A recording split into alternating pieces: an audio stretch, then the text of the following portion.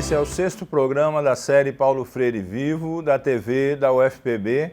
E como você sabe, você vem acompanhando, estamos especificamente trabalhando o livro Pedagogia do Oprimido, que todos sabem que tem uma importância muito grande na obra do Paulo Freire, é realmente um marco importante da sua pedagogia, das suas propostas. E no programa anterior, no primeiro programa sobre a pedagogia do oprimido, estávamos argumentando sobre o contexto no qual esse livro surgiu, que é um contexto latino-americano, um contexto de mudanças sociais, de tentativas de mudanças sociais, onde vários grupos, vários movimentos expressavam a sua ideia de tornar cada vez mais a América Latina transformada para as pessoas, para as suas camadas populares especialmente. Dentro desse contexto, surge com muito vigor a teologia da libertação. Ela se afirma nos seus postulados da igreja social, da igreja cada vez mais do lado dos oprimidos, dos esfarrapados do mundo, como se afirmava, e ao mesmo tempo a teoria marxista ganha corpo, e essas duas coisas influenciam o Paulo Freire de maneira fundamental. Ele faz uma espécie de uma mistura entre as suas convicções fundamentadas na igreja progressista, no seu trabalho social, expressas na teologia da libertação, e também da teoria marxista. Você vai ver, por exemplo, na pedagogia do oprimido, cada vez mais o uso do conceito de classe social, do conceito que vem dentro do socialismo, dentro do marxismo expresso naquela época, e que ele transforma, a meu ver, numa espécie de proposta pedagógica. Eu defendo a ideia que a pedagogia do Paulo Freire, a proposta do Paulo Freire nesse momento, é a expressão pedagógica, educativa de todo aquele movimento político que se expressava na América Latina e que, claro, tinha sido resultante de uma contraposição, no caso, à ditadura brasileira que se instalou a partir de abril de 64, e por causa dela, você sabe, o Paulo Freire foi exilado e nesse momento estava no Chile, tinha produzido já a educação como prática da liberdade, comentamos isso nos programas anteriores, e a partir de 67, 68, a pedagogia do oprimido vai nascendo enquanto proposta pedagógica para aquele momento latino-americano, e é assim que precisa ser lida, ser entendida, não é? Claro que nós já estamos há quase 50 anos da sua edição, não é? E ela precisa ser lida na data e na circunstância e no contexto no qual ela foi produzida. Isso é muito importante. Não é? A gente precisa sempre entender a literatura que a gente vai ler, vai analisar no contexto no qual ela foi produzida, e volto a dizer que esse contexto não era qualquer um, não é? Todo mundo sabe a importância na história recente desse ano 1968, em termos de protestos, em termos de movimentos sociais, em termos de pensar as sociedades latino-americanas, mas também europeias e de outros lugares, com uma outra visão, com uma outra convicção, não é? E isso era muito importante. Não deixar de entender também que a América Latina tinha uma referência importante, que era a Revolução Cubana, que eram as andanças do Che Guevara pela própria América Latina. Então você precisa entender a pedagogia do oprimido nesse contexto. É isso que a gente fez no programa anterior, e nesse programa a gente precisa se dedicar um pouco ao texto da pedagogia do oprimido, ao que o Paulo Freire escreveu na pedagogia do oprimido. Nós vamos ter esse programa e vamos ter o próximo também sobre a pedagogia do oprimido, demonstrando a importância que esse livro tem. Ele está traduzido em dezenas de idiomas pelo mundo todo, não é? E a gente tem notícia que em países os mais diversos, esse livro se tornou um clássico. Ele é praticamente leitura obrigatória para entender a pedagogia e a educação da segunda metade do século XX, e ele nos propõe várias coisas que ainda reverberam, que ainda têm importância na educação de hoje. não é? Então, eu vou me dedicar agora a destacar alguns pontos que são conceituais da pedagogia do oprimido, e para isso eu vou continuar a usar o meu livro, A História das Ideias de Paulo Freire e a Atual Crise de Paradigmas, que você sabe foi editado pela Universidade Federal da Paraíba e já está na sua 6ª edição, e alguns pontos são fundamentais para a gente trazer à tona. Um deles, por exemplo, é esse que ele caracteriza a pedagogia do oprimido, não é? Ele coloca na pedagogia do oprimido a seguinte colocação: a pedagogia do oprimido é aquela que tem que ser forjada com ele e não para ele, enquanto homens ou povos, na luta incessante pela recuperação da sua humanidade. Pedagogia que faça da opressão e de suas causas objeto da reflexão dos oprimidos e que resultará o seu engajamento necessário na luta por uma libertação em que essa pedagogia se fará e se refará.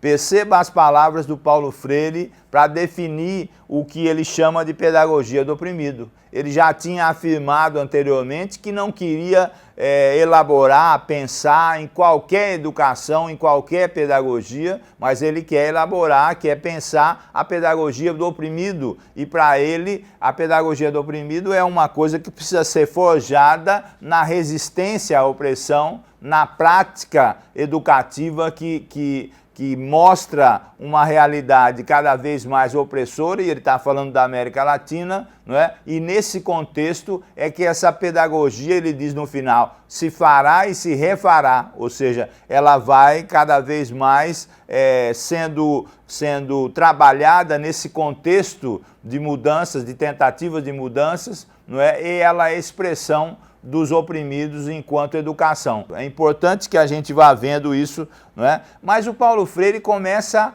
a pontuar com muita importância onde é que para ele o problema central se colocava, não é? Qual é o problema central da pedagogia do oprimido, ou qual é o problema central de se fabricar uma pedagogia no processo de resistência? Ele afirma na pedagogia do oprimido, então, o seguinte: veja só, o grande problema está em como poderão os oprimidos que hospedam o opressor em si participar da elaboração como seres duplos, inautênticos, da pedagogia da sua libertação. Somente na medida em que se descubram hospedeiros do opressor, poderão contribuir para o partejamento de sua pedagogia libertadora. Olha só, ele está dizendo que o grande problema dos oprimidos é hospedarem na sua consciência, não é, os valores da dominação, os valores da opressão, e que esse para ele seria um grande problema a ser tratado a nível da pedagogia da educação. Para ele isso estaria embutido, por exemplo, nos livros didáticos, nas propostas curriculares, no trabalho de professores e professoras, não é? No trabalho das escolas, não é? Essa tentativa, às vezes até involuntária, de continuar a repassar os valores, as ideias, as necessidades dos opressores como valores de todos. E ele continua, veja só, sua luta se trava entre eles serem eles mesmos ou seres duplos, não é? Entre expulsarem ou não o opressor dentro de si, entre se desalienarem ou se manterem alienados, entre seguirem prescrições ou terem suas opções, entre serem espectadores ou atores, entre atuarem ou terem a ilusão que atuam na atuação dos opressores, entre dizerem a palavra ou não terem voz, castrados em seu poder de criar e recriar, no seu poder de transformar o mundo. Olha só. Olha o que ele vai definir. A libertação, por isso, é um parto. E é um parto doloroso. O homem que nasce desse parto é o homem novo que só é viável na e pela superação da contradição opressor-oprimido, que é a libertação de todos. Muito forte isso, não é? Perceba onde é que o Paulo Freire quer chegar, ou onde é que ele nos propõe a reflexão, não é? Quer dizer, ele coloca essas dualidades que estão presentes muito na vida daqueles que são oprimidos socialmente, não é? Como é que eles são seres duplos, seres da opressão e seres oprimidos, não é? São seres da opressão enquanto continuarem a introjetar ideias dos opressores e fazer dessas ideias práticas sociais, não é? Então ele coloca essas dualidades, ter a sua palavra, expressar a sua consciência ou repetir a voz dos outros, em serem autênticos ou inautênticos, em serem atores ou espectadores. Essa passagem da pedagogia do oprimido é uma passagem que exige uma reflexão cada vez maior da sua parte e da nossa parte. Não é? Eu não preciso repetir, mas para não perder a oportunidade vou fazer isso, de que esses programas nossos precisam ser acompanhados pelas leituras dos livros nos quais nos baseamos, nos fundamentamos para fazer os programas. Não é? Repito que nesses programas iniciais, esse já é o 6º, estamos andando nas obras do Paulo Freire, contemplando duas principais por enquanto, que são exatamente educação como prática da liberdade, e nesse programa, no próximo, no anterior também, estamos comentando vários aspectos da pedagogia do oprimido. Vamos continuar a fazer isso no segundo bloco do nosso programa de hoje.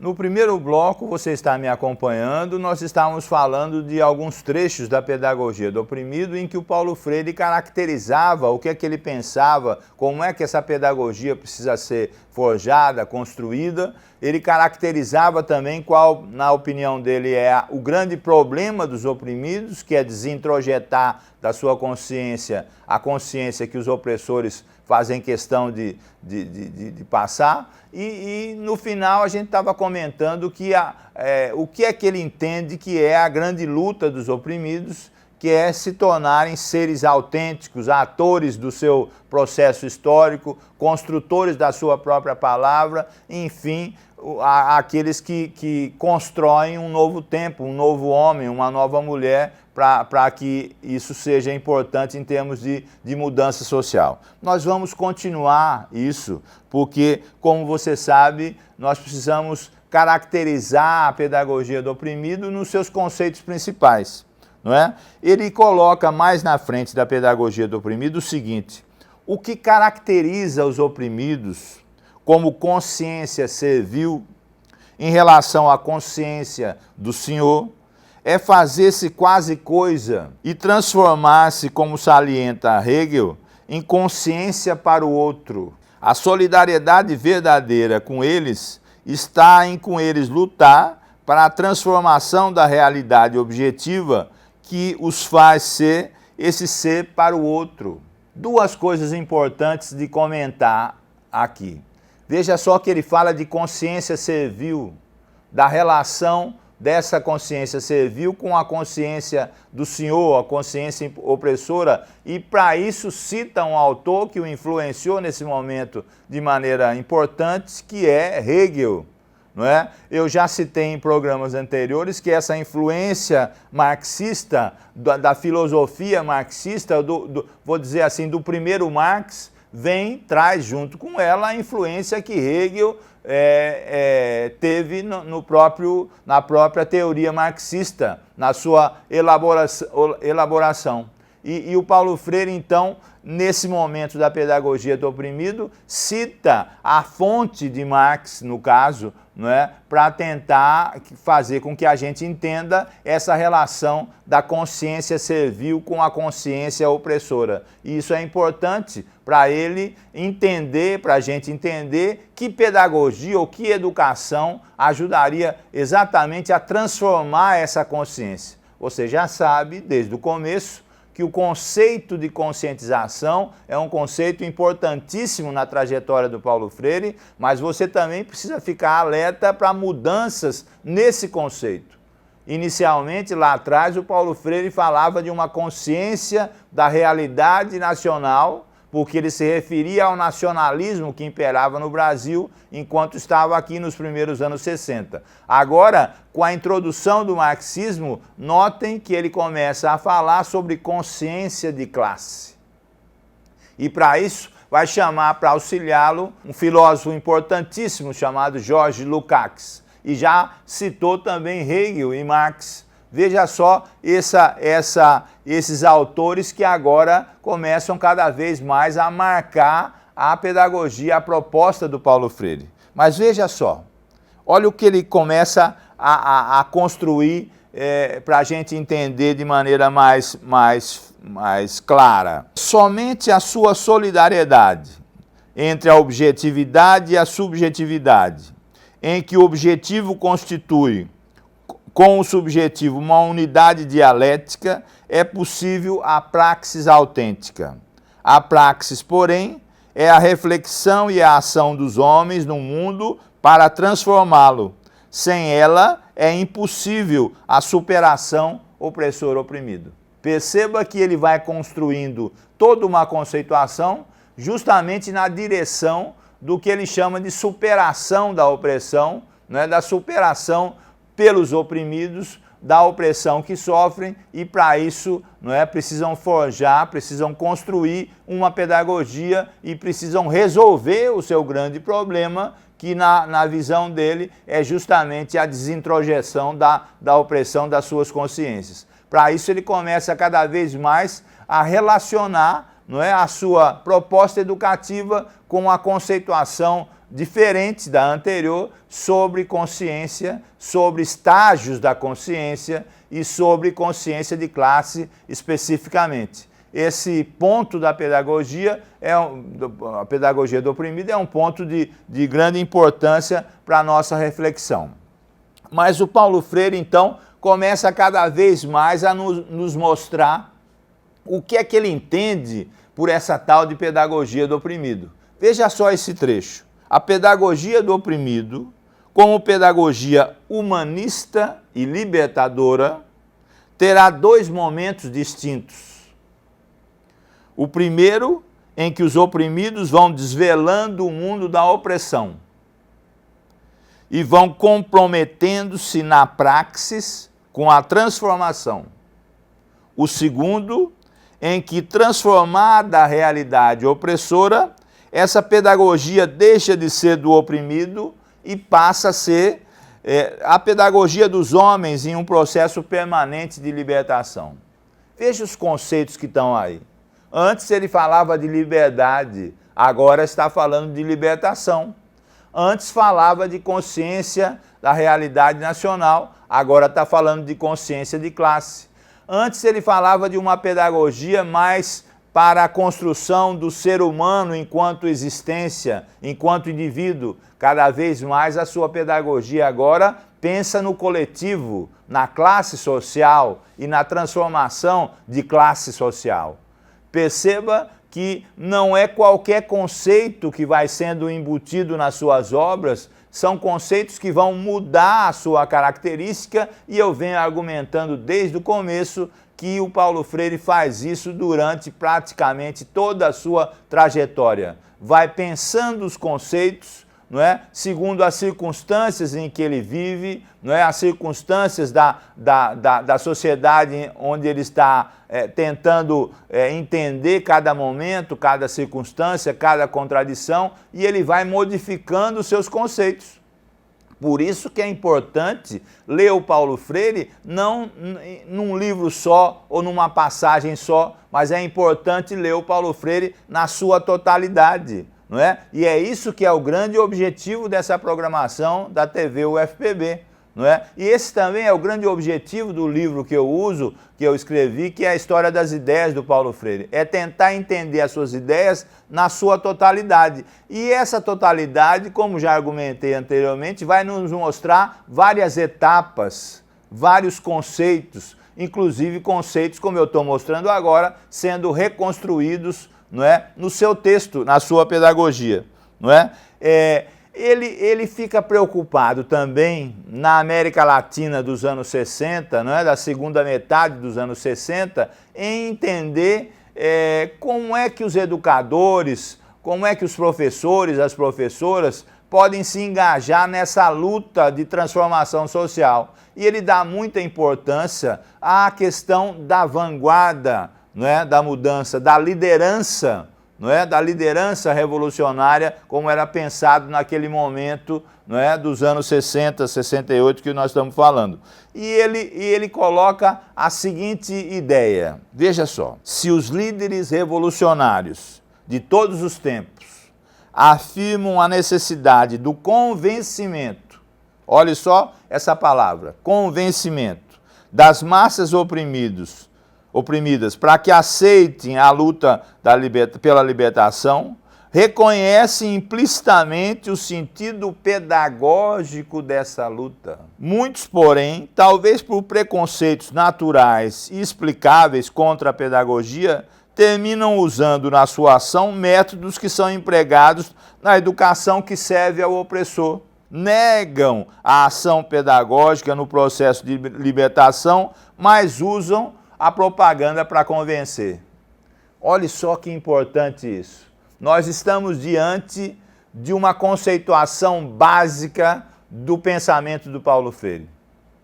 Nós já argumentamos, não é? Estamos repetindo isso porque é o fio condutor das suas ideias, que o Paulo Freire não separa educação e política. Mas ao não separar educação e política, ele não diz que educação é igual à política. Não é? Que a política tem a sua especificidade, assim como a educação também, não é? Mas perceba que ele diz agora que essa luta contra a opressão, essa luta, os líderes dessa luta precisam entender o sentido pedagógico dela, o sentido do convencimento das camadas populares, das camadas oprimidas. Não é? E aí está o grande papel da pedagogia que ele pensa que é a pedagogia do oprimido, ou seja, de convencer, não é, as pessoas de que vivem uma realidade opressora e que precisam, de uma forma ou de outra, ter uma luta coletiva de classe social, etc., para modificar essa realidade. Perceba então que ele chama a atenção dos líderes dessas mudanças, dessas tentativas de mudança, não é? Para que eles entendam, para que eles percebam, não é? O aspecto pedagógico, o aspecto do convencimento. Não é? Quando alguém vai à televisão e lhe passa uma mensagem, não é? E se a gente diz assim, a tal pessoa ontem naquele programa foi muito pedagógico, o que é que você entende por isso? Você entende que aquela mensagem que ele passou foi uma mensagem convincente, não é? Então o convencimento é uma categoria importante para entender a relação entre educação e política. Se a política vai mais para o lado da luta, de vencer o outro, de vencer, seja individual ou coletivamente, a pedagogia vai pelo lado do convencer. Vencer, convencer. Não é? Veja que essa dualidade aí vai permear várias reflexões que nós vamos fazer daqui para frente, e a pedagogia do oprimido é muito importante para a gente entender isso. Finalmente, nesse programa, não é, nós vamos voltar a um ponto importante que você pode estar raciocinando, e com toda a razão. Como é que o Paulo Freire mistura, não é, a teologia da libertação, que é uma tentativa de entender o mundo pelo lado da igreja progressista, e mais do que entender, é uma ação junto aos oprimidos? com uma teoria marxista que se espalhava cada vez mais pela América Latina. Então, é importante repetir isso, não é? Ele diz assim: em última análise, devo dizer que tanto minha posição cristã quanto a minha aproximação de Marx, ambas jamais se deram ao nível intelectualista, mas sempre referida ao concreto. Não fui às classes oprimidas por causa de Marx. Fui a Marx por causa delas. O meu encontro com elas é que me fez encontrar Marx e não o contrário. Eu já sei que comentei essa fala do Paulo Freire em outra oportunidade com vocês, mas ela é tão importante para a gente entender como é que o Paulo Freire vai fazendo uma espécie de amálgama teórico, como é que ele vai misturando teorias, como é que ele vai misturando conceitos. E como a gente já está no 6º programa, você certamente está acompanhando como é que essas ideias vão progredindo, como é que elas vão evoluindo, como é que antes era liberdade, agora é libertação, antes era consciência da realidade nacional, agora é consciência de classe, não é?